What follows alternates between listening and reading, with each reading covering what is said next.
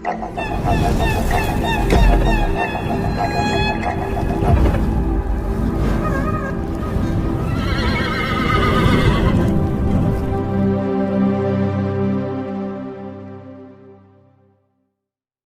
Hero Vijay కొత్త గెటప్లో కనిపించి తన అభిమానులను ఆశ్చర్యపరిచారు.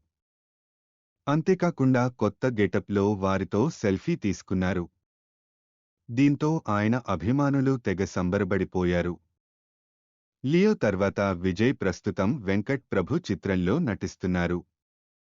The greatest of all time టైటిల్ను ఖరారు చేశారు.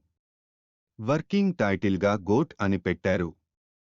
అగ్ర హీరో విజయ్ కొత్త గెటప్లో కనిపించి తన అభిమానులను ఆశ్చర్యపరిచారు.